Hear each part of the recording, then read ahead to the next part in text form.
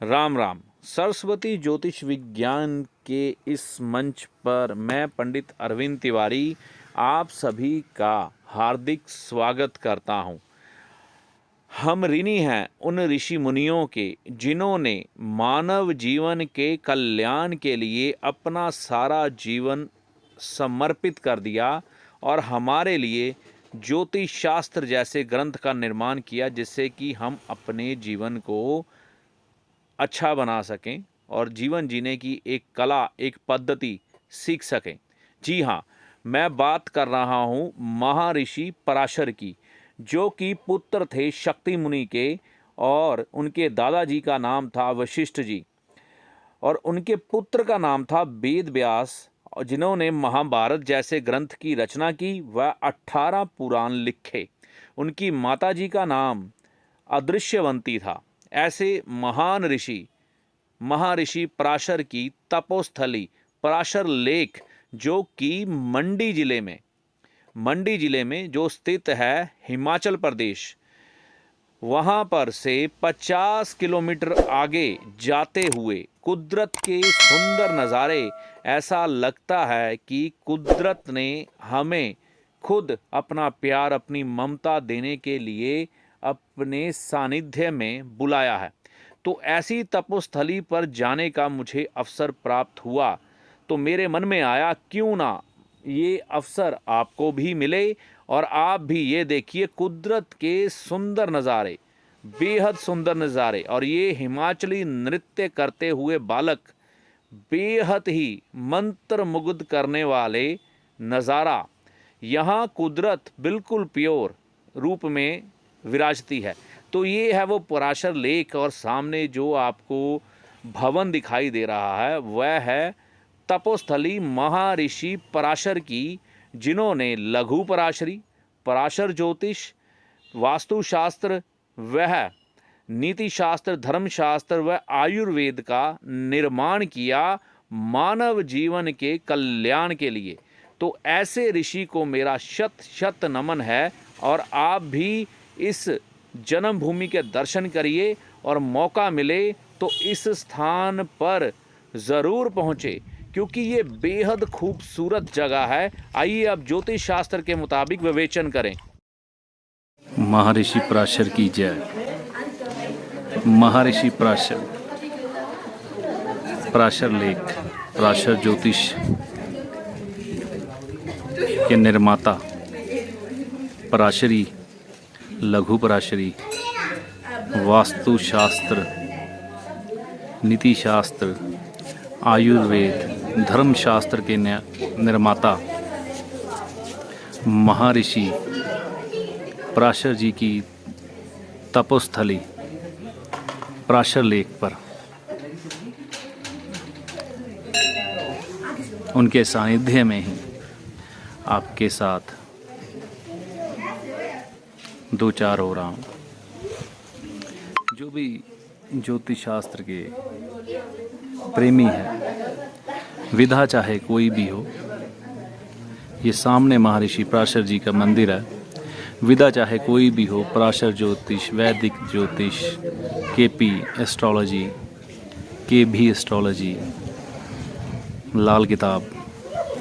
लेकिन जो महर्षि है, जिन्होंने तप किया, अपने जीवन के महत्वपूर्ण पल, या यूं कहूं कि सारी जिंदगी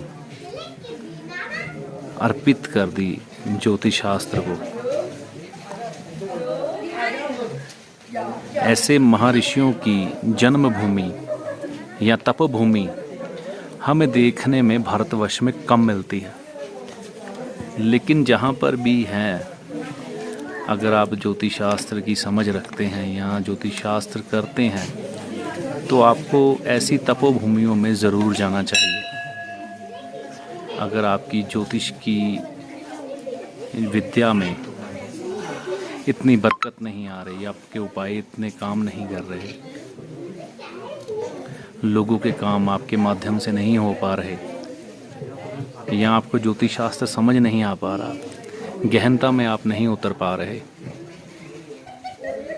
तो जो तपोभूमि होती है ना ऋषि मुनियों की, वहाँ से आशीर्वाद प्राप्त करने के बाद बेहद महत्वपूर्ण बदलाव आपकी विद्या में, आपके अध्ययन में, आपके हाथों से दिए जाने वाले आशीर्वाद में आ जाता है। तो इसी दृष्टिकोण से आपके सामने ये वीडियो मैंने रखा है कि महर्षि पराशर यहाँ पर आने का प्रयोजन तो काफ़ी पहले बना था, ऐसे 5 साल पहले, लेकिन स्थितियों के वशीभूत होकर यहाँ हम नहीं पहुँच पाए। तो आज जब यहाँ पर आने का सबब बना तो आ गए।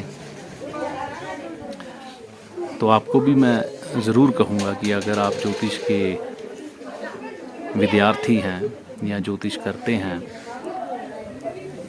या ज्योतिषीय उपाय करते हैं, ज्योतिषियों से मार्गदर्शन लेते हैं, तो कभी समय निकाल कर इस तपोभूमि में ज़रूर आएं, क्योंकि महर्षियों का आशीर्वाद लेना बेहद ज़रूरी है।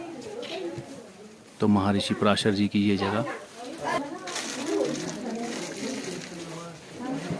तो महर्षि पराशर जी के दर्शन करिए। पानी का जो लेवल रहता है यही रहता है।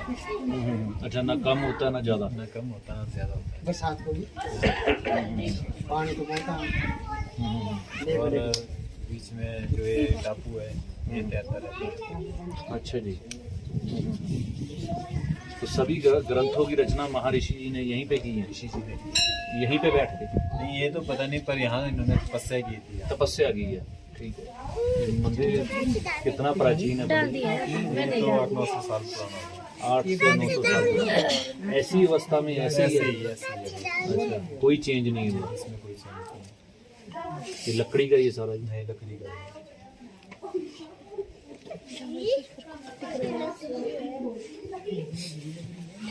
तो जैसे महर्षि जी के कोई वंशज वगैरह भी है यहाँ पे?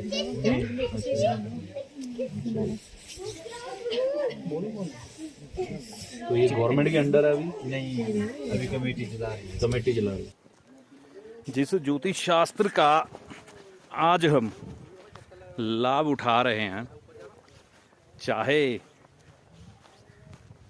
प्रोफेशनल ज्योतिषी हों, वैदिक शास्त्र के, पराशर ज्योतिष के, लाल किताब के, कहीं ना कहीं ऋषि मुनियों के ऋणी हैं। तो ये झील का दृश्य देखिए, अद्भुत झील।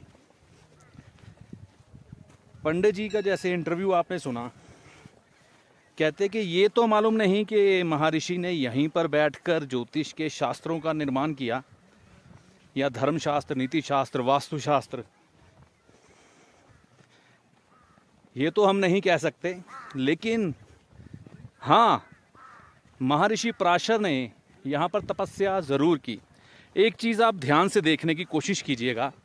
देखिए, आज के समय में तो हम सैटेलाइट के ज़रिए ग्रहों का अध्ययन कर लेते हैं, लेकिन जो पुराने ऋषि मुनि थे ना, आप सोचते होंगे ग्रहों की पकड़ कैसे बनाई, दूरी कैसे तय की, कितनी दूरी पर कौन सा ग्रह है, इसके बारे में विचार कहाँ से आए।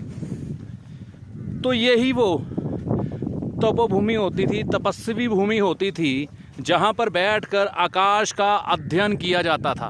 ध्यान से देखिए, तो यहाँ पर आकाश की तरफ अगर मैं देखता हूँ, बाकी सही अनुभव आपको तब होंगे जब आप यहाँ पर खुद आएंगे।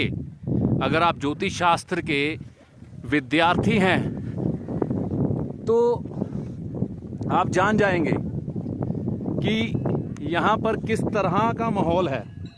और ये झील, एक तो शनि के पहाड़, उसके अंदर ठहरा हुआ पानी। पंडित जी कहते हैं इसकी गहराई को आज तक कोई नहीं नाप पाया। बहुत सारे साइंटिस्ट आए, बहुत सारे लोग आए, लेकिन इसकी गहराई को कोई नहीं नाप पाया।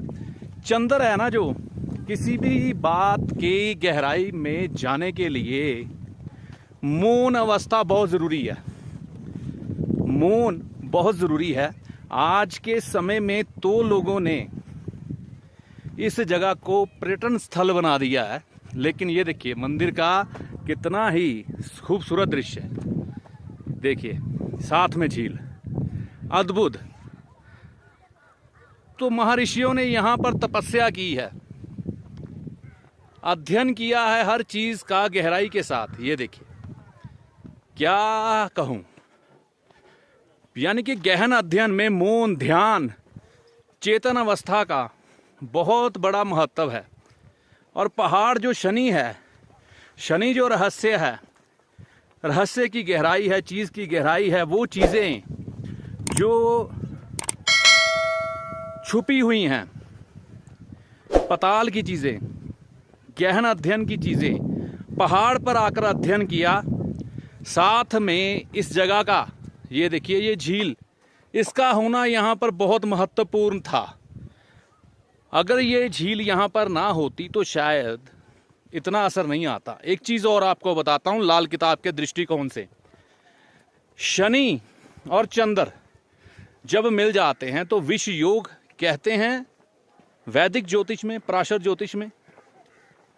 और शनि चंद्र जब लाल किताब में मिल जाते हैं तो नीच के केतु का निर्माण होता है।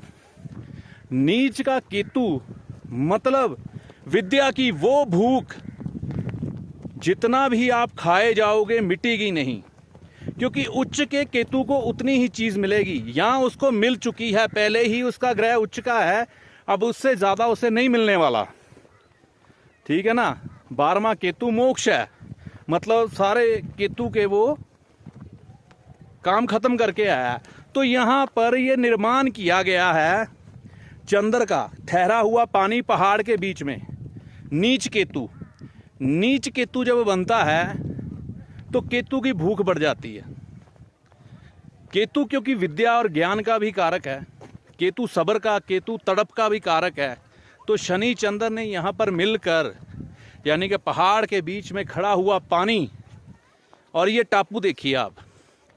पंडित जी के मतानुसार, जैसा कि उन्होंने वीडियो में बोला है, ये टापू मूवेबल है। कभी ये टापू यहीं पर रहता है, कभी ये टापू यहाँ से घूमकर उधर चला जाता है। तो कहते हैं इसके बारे में बड़ी कोशिश की गई, लेकिन इसके बारे में भी कुछ भी पता नहीं लग सका। यानी कि जहाँ विज्ञान खत्म हो जाता है वहाँ से ज्ञान की उत्पत्ति होती है। तो ये सब चीज़ें ज्ञान के दृष्टिकोण से ही जान सकते हैं आप।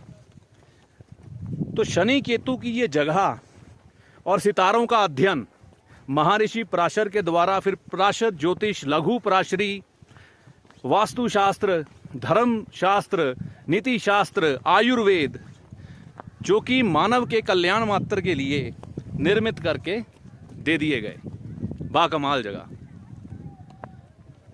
तो क्या वर्णन करूं मैं तो यही कहूंगा कि अगर आप विद्यार्थी हैं लाल किताब के, तो आपको लाल किताब के क्या, ज्योतिष के विद्यार्थी हैं, आप एक ज्योतिषी हैं, ज्योतिष करते हैं, तो ऐसी जगहों पर आना पड़ता है। लाल किताब में आपने सुना होगा या किसी भी ज्योतिष की पद्धति में सुना होगा कि योग बनाए जाते हैं। तो ये योग बनाया गया है पहाड़ शनि का, पानी चंद्र का, खड़ा हुआ पानी, और यहाँ पर जो स्थिति बनी वो नीच के केतु की बनी, जिससे कि इतने बड़े शास्त्र का निर्माण हुआ, जिसे हम आज ज्योतिष शास्त्र के नाम से जानते हैं। तो ये तपस्वियों की भूमि है। तो इस भूमि में आने मात्र से ही आपके ज्योतिष से संबंधित कई प्रश्न खत्म हो जाते हैं, और जो ज्ञान की प्राप्ति होती है वो अद्भुत। तो आज समय की कमी है, लेकिन फिर भी जितना हो सके मैंने इसको पूर्णता के साथ अपने दृष्टिकोण से तर्कों के साथ समझाने की आपको कोशिश की है। तो यहाँ पर अब शनि और केतु और चंद्र 3 ग्रह मौजूद है, और महर्षि खुद बृहस्पति बन गए। वो तो है ही हैं क्योंकि ऋषि है। तो 10वें घर में वैसे भी बृहस्पति नीच माना जाता है। तो नीच के बृहस्पति ने यहाँ पर क्या कमाल किया, क्योंकि जब भी कोई ग्रह अपनी शक्ति खो जाता है ना, तो वो अपनी शक्ति को एकत्र करने के लिए पूरा जोर लगाता है। तो ये परिभाषा है नीच ग्रह की। उच्च ग्रह का तो पहले ही सब कुछ अपना पूरा कराया आया है, ठीक है ना। तो यहाँ पर बृहस्पति ने वो शक्तियाँ खींच के दी जिसका शब्दों में वर्णन करना मुश्किल है, ठीक है ना। आज हम छोटे छोटे सूत्र लेके ज्योतिष के अपने आप को ब्रह्मा जी का अंश समझने लग पड़ते हैं, लेकिन क्या लॉजिक, क्या ग्रह, क्या उपाय किए गए, जगह का खोजा गया, फिर उसके बाद इनका निर्माण किया गया। तो ये वो पहाड़ है जहाँ पर खेती नहीं की जा सके ना, तो ये बंजर भूमि है, राहु की भी है, ठीक है ना। यहाँ पर कोई भी खेती नहीं हो सकती, नीचे पत्थर है। तो राहु का ज्ञान, शनि का ज्ञान, केतु का ज्ञान, चंद्र का ज्ञान, बृहस्पति का ज्ञान, तो सभी ग्रह यहाँ पर मौजूद। तो ये मैंने परिक्रमा इस झील की भी पूरी कर ली आ रही है। तो उत्पत्तियाँ होती हैं फिर ऐसे ही अद्भुत ग्रंथों की जो पूजनीय हो जाते हैं, जैसा कि ज्योतिष शास्त्र, ठीक है। तो मेरा तो प्रयास, जितना मुझे ज्ञान उस परमात्मा ने दिया है, आपके सामने शब्दों के द्वारा रखा। तो ज्योतिष शास्त्र अगर आप करते हैं, ज्योतिष की विद्या से अगर आपकी रोटी, आपका घर चलता है, तो आपको यहाँ ज़रूर आना चाहिए, ठीक है। इससे आपको अवश्य ही लाभ होगा ज्योतिष को समझने में, जानने में, और आपके आशीर्वाद की ताकत यहाँ पर बढ़ेगी। तो ये बर्फ़ के पहाड़ यहाँ पर निर्माण करती हैं कई चीज़ों का, जो कि ज्योतिष के अनुकूल या ज्ञान के अनुकूल, ज्ञान की गहराइयों में जाने के लिए ये सब चीज़ें, वातावरण ज़रूरी है। बहुत ही प्यारा दृश्य है।